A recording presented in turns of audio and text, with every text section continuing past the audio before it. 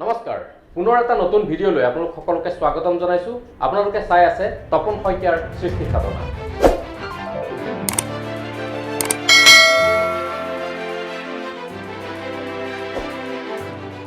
আজি এটা গুৰুত্বপূৰ্ণ বিষয় লৈ এই ভিডিঅ'টো প্ৰস্তুত কৰিছো গতিকে ভিডিঅ'টো শেষলৈকে চাব আৰু আপুনিও এবাৰ ভাবিব সঁচাকৈয়ে ৰুষ্ট হৈছে নেকি প্ৰকৃতি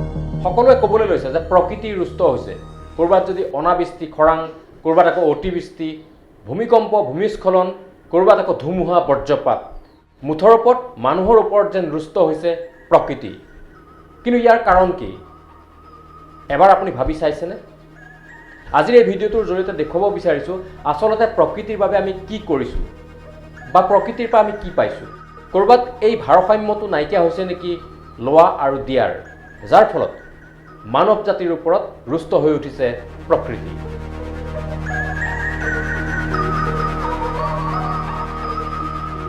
প্ৰথমতে আহিছো মানুহ জীয়াই থকাৰ মূল সম্বলৰ কথা লৈ আমি সকলোৱে জানো যে অক্সিজেন অবিহনে আমি জীয়াই থাকিব নোৱাৰো আৰু এই অক্সিজেন আমি পাওঁ ক'ৰ পৰা অক্সিজেনৰ বাবে আমি নিৰ্ভৰ কৰিব লগা হয় উদ্ভিদ জগতৰ ওপৰত কাৰণ আমি সকলোৱে জানো যে উদ্ভিদে বায়ুমণ্ডললৈ অক্সিজেন এৰি দিয়ে এজন মানুহক প্ৰতিদিনে কিমান অক্সিজেন লাগে আপুনি জানেনে এজন প্ৰাপ্তবয়স্ক মানুহক গড়ে প্ৰতিদিনে অক্সিজেনৰ প্ৰয়োজন হয় প্ৰায় 378 লিটাৰ আৰু এই অক্সিজেন আমি আহৰণ কৰোঁ মূলতঃ উদ্ভিদ জগতৰ পৰাই এজন মানুহক এই অক্সিজেন পাবৰ কাৰণে কিমান জোপা গছৰ প্ৰয়োজন এবছৰত প্ৰায় 9.5 টন বায়ু উশাহত সেৱন কৰে এজন মানুহে আৰু তাৰে 23% অক্সিজেন সেই বায়ুৰ পৰা লাভ কৰে আৰু এই অক্সিজেনখিনি পাবৰ বাবে এজন মানুহক কিমান জোপা গছৰ প্ৰয়োজন বা কিমান জোপা গছে এজন মানুহক প্ৰয়োজনীয় অক্সিজেন যোগান ধৰিব পাৰে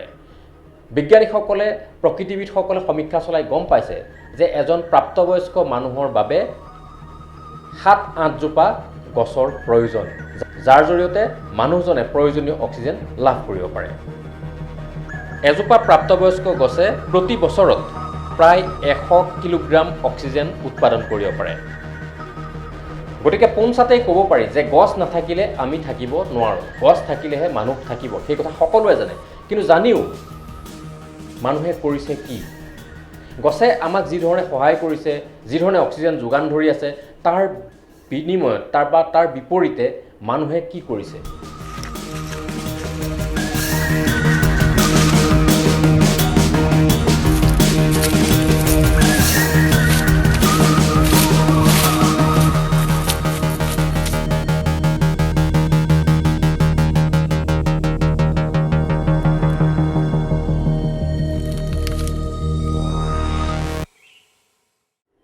মানুহৰ কাৰ্যকলাপৰ ফলতেই বৃহৎ একোখন বনাঞ্চল ধ্বংস হৈছে বনভূমি হ্ৰাস পাইছে আৰু যাৰ ফলত বিভিন্ন ধৰণৰ প্ৰভাৱ পৰিছে জৈৱ বৈচিত্ৰ্যৰ ওপৰত পৃথিৱীৰ সামগ্ৰিক ভাৰসাম্যৰ ওপৰত মাত্ৰ কেইটামান উদাহৰণ আনৰ কথালৈ নাযাওঁ আমাৰ নিজৰ ৰাজ্য অসমখনৰ কথা চাওক 2004 চনৰ পৰা 4 লেনযুক্ত ৰাষ্ট্ৰীয় ঘাইপথ নিৰ্মাণৰ বাবে দুয়োকাষে থকা কিমান গছ কাটি পেলোৱা হৈছে লাখ গছ কাটি পেলোৱা হৈছে 4 লেনযুক্ত পথ নিৰ্মাণৰ বাবে কিন্তু তাৰ বিনিময়ত কিমান গছ নতুনকৈ ৰোপণ কৰা হৈছে যিমানখিনি গছ ৰোপণ কৰা হৈছে সেয়া সংখ্যাত তেনেই নগণ্য আৰু সেই গছ বৃদ্ধি পাই এজোপা প্ৰাপ্তবয়স্ক হোৱালৈ অতি কমেও সময় লাগিব 20 বছৰ গতিকে ভাবি চাওক সেই গছজোপাই প্ৰাপ্তবয়স্ক বয়স হোৱালৈ বায়ুমণ্ডলত বা জৈৱ বৈচিত্ৰ্যত কেনেধৰণৰ এটা প্ৰভাৱ পৰিব অথৰিটি অফ ইণ্ডিয়াই 4 লেনযুক্ত ঘাইপথ নিৰ্মাণৰ বাবে কিমান গছ কাটিছে তাৰ কোনো সীমা সংখ্যা নাই ইষ্ট ৱেষ্ট কৰিডৰৰ নামত শ্ৰীৰামপুৰৰ পৰা ৰঙিয়া শিলচৰ 4 লেনযুক্ত ৰাষ্ট্ৰীয় ঘাইপথ নিৰ্মাণৰ বাবে 670 কিলোমিটাৰ পথ নিৰ্মাণৰ বাবে কাটি পেলোৱা হৈছিলে 1,36,000 গছ একেদৰে নগাঁৱৰ পৰা ইটানগৰ সংযোগী নিৰ্মীয়মান যি 4 লেনযুক্ত ৰাষ্ট্ৰীয় ঘাইপথৰ নিৰ্মাণ কাৰ্য তাৰ বাবেও পথৰ দুয়োপাৰে থকা লাখ লাখ গছ কাটি পেলোৱা হ'ল।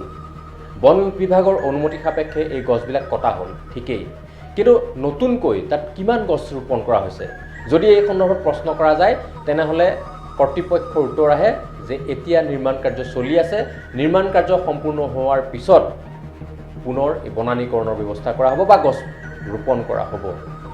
কিন্তু নিৰ্মাণ কাৰ্য সম্পূৰ্ণ হ'ব কেতিয়া, গছ ৰোপণ কৰা হ'ব কেতিয়া আৰু সেই গছ প্ৰাপ্তবয়স্ক অৱস্থা পাবহি কেতিয়া? গতিকে স্বাভাৱিকতে প্ৰশ্ন উত্থাপন হৈছে, সঁচাকৈ অক্সিজেনৰ অভাৱত আমি পৰিম নেকি? এটা সময় আহিব নেকি যে আমি পিঠিত অক্সিজেনৰ চিলিণ্ডাৰ লৈ ঘূৰি ফুৰিব লাগিব? গতিকে সময় থাকোঁতেই আপুনিও এবাৰ ভাবি চাওক। আৰু কেইটামান উদাহৰণ আপোনালোকলৈ আগবঢ়াইছোঁ। আমাৰ চুবুৰীয়া ৰাজ্য উৰিষ্যাৰ কথা। 2020 চনৰ ফেব্ৰুৱাৰীত উৰিষ্যাৰ তালাবিৰা কয়লা খনিলৈ বাট উলিয়াবৰ বাবে কটা হৈছিল 15,000ৰ অধিক গছ। 2014 চনৰ ফেব্ৰুৱাৰীৰ পৰা উৰিষ্যা সীমান্তৰ সম্বলপুৰ আৰু ঝাৰসুগুডা জিলাৰ সীমান্তত থকা তালাবিৰা আৰু পাত্ৰপালি গাঁৱৰ 2500 একৰ বনভূমি কয়লা খনিৰ বাবে হস্তান্তৰ কৰা হৈছিল আৰু তাৰ ফলস্বৰূপে কাটি পেলোৱা হৈছিল 1,30,721 জোপা গছ। এয়া আছিলে উৰিষ্যাৰ কথা। একেদৰে অসমৰ দিহিং পাটকাই বনাঞ্চলো শেহতীয়াভাৱে বিপদত পৰিছে কয়লা খননৰ বাবে হোৱা প্ৰকৃতি ধ্বংসৰ ফলত। বন্যজীৱৰ আৱাসস্থলী বা অহা যোৱা পথ নষ্ট কৰি প্ৰকৃতি ধ্বংস কৰি কয়লা খনন লগতে গেছৰ উৎপাদন চলাৰ ফলত দিহিং পাটকাইলৈ ভাবুকি নামি আহিছে, সেই কথা সকলোৱে জানে। এয়া মাত্ৰ হয়, আমি গছপুলি ৰোপণ কৰিছোঁ। 5 জুন প্ৰত্যেক বছৰে 5 জুনত বিশ্ব পৰিৱেশ দিৱসৰ নামত আমি বহুখিনি গছপুলি ৰোপণ কৰোঁ, কিন্তু তাৰপিছত সেই গছপুলিবিলাকৰ অৱস্থা কি হয়? এবাৰ চাব, কেৱল গছপুলিটো ৰোপণ কৰিলেই নহ'ব, তাক সুন্দৰভাৱে বেৰ দি ঘেৰা দি সংৰক্ষণ কৰিব লাগিব, ৰক্ষণাবেক্ষণ দিব লাগিব, তেতিয়াহে সেই গছপুলিটোৰ পৰা এজোপা ডাঙৰ গছ হ'ব। কিন্তু প্ৰায়ে দেখা যায় যে গছপুলিটো ৰোপণ কৰি নিজৰ দায়িত্ব সামৰাৰ পিছত সকলোৱে সেই গছপুলিটোলৈ আৰু মন নিদিয়া হয়। ফলত কিছুদিনৰ পিছত হয় গছপুলিটো গৰু ছাগলীয়ে খাই নষ্ট কৰিব, নহয় ৰক্ষণাবেক্ষণ বা তদাৰকীৰ অভাৱত শুকাই মৰহি যাব। সেয়া হৈছে বাস্তৱ কথা। সেইবাবে প্ৰত্যেক বছৰেই বিশ্ব পৰিৱেশ দিৱসত লাখ লাখ গছপুলি ৰোপণ কৰাৰ পিছতো কিন্তু অসমত বনাঞ্চলৰ পৰিমাণ বাঢ়ি যোৱা নাই। পুনৰ আমি আকৌ গছপুলি ৰোপণ কৰক, কিন্তু তাৰ ৰক্ষণাবেক্ষণৰ দায়িত্বও প্ৰতিজন নাগৰিকেই লওক, যাতে ভৱিষ্যতলৈ অক্সিজেনৰ চিলিণ্ডাৰটো আমি কঢ়িয়াই লৈ ফুৰিব লগা নহয়।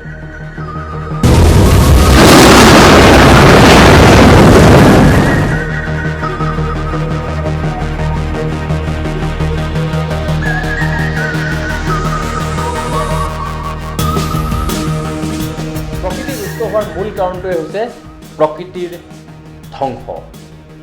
প্ৰাকৃতিক ভাৰসাম্য নষ্ট হোৱাৰ ফলতেই মানুহৰ ওপৰত যেন ৰুষ্ট হৈ উঠিছে প্ৰকৃতি। অনাবৃষ্টি, অতিবৃষ্টি, ধুমুহা, বানপানী এই সকলোৱে মানুহক জুমুৰ দি ধৰিছে। তাৰোপৰি নতুন নতুন বেমাৰৰ প্ৰাদুৰ্ভাৱত ৰক্ষা নোপোৱা হৈছে এতিয়া মানৱ জাতিয়ে। তাৰ কাৰণবোৰনো কি? কাৰণবোৰ চালে আমি দেখিম যে অপৰিকল্পিত উদ্যোগীকৰণ বা নগৰীকৰণ, তাৰ লগতে জনসংখ্যা বৃদ্ধি আৰু আটাইতকৈ ডাঙৰ কথাটো হৈছে ডিফৰেষ্টেশ্যন, অৰ্থাৎ বনাঞ্চল ধ্বংস। মানুহে নিজৰ মুনাফা লাভৰ বাবে প্ৰত্যেক দিনাই কিমান ডাঙৰ ডাঙৰ বনাঞ্চল ধ্বংস কৰি আছে। অবৈধ কাঠৰ ব্যৱসায়ৰ জৰিয়তে ধনী হোৱাৰ লালসাত বহুতে গছ বন কাটি বনাঞ্চল ধ্বংস কৰিছে। তাৰ বাবে একাংশই যধে মধে গছ বন কাটি তহিলং কৰিছে, একোখন বনাঞ্চল নাইকিয়া কৰি পেলাইছে। কেৱল নিজৰ ধন ঘটাৰ আহিলাস্বৰূপেই গছ কাটি কাঠ বিক্ৰী কৰিছে বা বিভিন্ন উদ্যোগলৈ প্ৰেৰণ কৰিছে।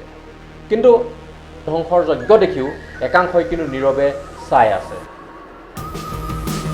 কিন্তু এবাৰ ভাবি চাইছেনে যে এই বনাঞ্চল ধ্বংসই কেৱল এখন ঠাইৰ মানুহৰ ওপৰতে প্ৰভাৱ নেপেলায়, লাহে লাহে লাহে লাহে সমগ্ৰ বিশ্বৰ বা সমগ্ৰ পৃথিৱীৰ মানৱ জাতিৰ বাবেই ভাবুকি কঢ়িয়াই আনিব। গতিকে সময় থাকোঁতে আপোনালোকে এবাৰ ভাবক আৰু আহক আমি বনাঞ্চল ধ্বংসৰ পৰিৱৰ্তে বনাঞ্চল গঢ়ি তুলিবলৈ চেষ্টা কৰোঁ।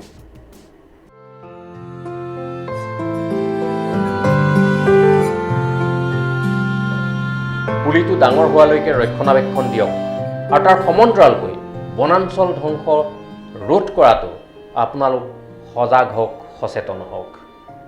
তেতিয়াহে হয়তো প্ৰকৃতিৰ এই ভাৰসাম্য পুনৰ ঘূৰি আহিব বা বৰ্তি থাকিব আৰু আমি হয়তো পৃথিৱীত অক্সিজেনৰ চিলিণ্ডাৰটো লৈ ফুৰিব লগা এটা অৱস্থা নাহিব। সকলোকে পৰিৱেশ দিৱসৰ শুভকামনা জ্ঞাপন কৰিছোঁ আৰু আহক এই পৰিৱেশ দিৱসতে আমি সংকল্প লওঁ যে প্ৰকৃতি সেউজীয়া কৰাৰ লগতে বনাঞ্চল ধ্বংস আমি ৰোধ কৰোঁ।